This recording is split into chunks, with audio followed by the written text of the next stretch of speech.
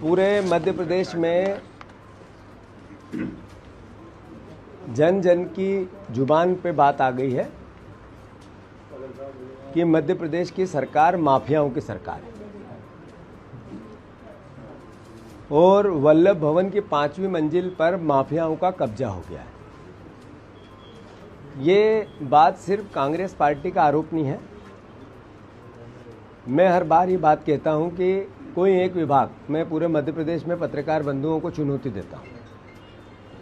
भोपाल में कभी नहीं दी मैंने ये चुनौती, पर आज दे रहा हूं। सारे भोपाल के हमारे जर्नलिस्टों, परिवार के साथियों, आपको सबको मैं चुनौती देता हूं कि मध्य प्रदेश में कोई ऐसा एक कार्यालय पे मुझे ले चलो जहां बिना रिश्वत से काम होता है, जहां बिना करप्शन से काम होता है, जहां बिना भ्रष्टाचार से काम होता है। कोई एक मंत्रालय में ले चलो, ऐसा मंत्री मुझे बता दो, एक मंत्री जिसको मैं कह दूं कि ये ईमानदार मंत्री है। आप जिसको सर्टिफिकेट दे दो, एक मंत्री को जो ईमानदार है, मैं उसका नागरिक अभिनंदन करना चाहता हूं। एक होता है व्यक्तियों की बेईमानी, व्यक्ति करप्ट होता है, एक विचार करप्ट होता है।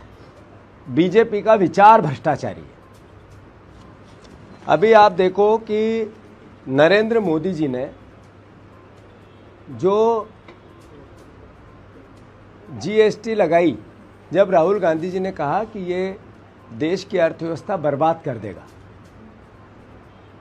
9 साल पहले नरेंद्र मोदी जी ने इसके पक्ष में गीत गाए, पूरे देश के उनके मंत्रियों ने गीत गाए और उनने जैसे गीत गाए वैसे सारी मीडिया ने गीत गाए, किसी ने सवाल नहीं पूछे।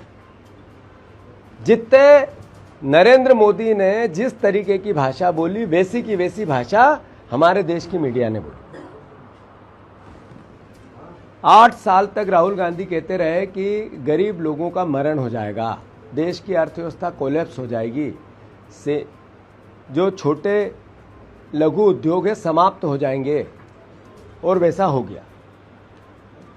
राहुल गांधी कहते रहे कि ये केवल कुछ उद्योगपतियों को घर भरने के लिए, उनकी संपत्ति बढ़ाने के लिए ये पूरी नोटबंदी और जीएसटी की योजना बनी थी, वो सिद्ध हुई देश में। अब 8 साल बाद जब नरेंद्र मोदी जी ने राहुल गांधी जी की बात मानी, उसके बीच में 8 साल की जो लूट की, उस लूट का पापी कौन है, दोषी कौन है, अपराधी कौन है, ये देश के सामने सवाल है।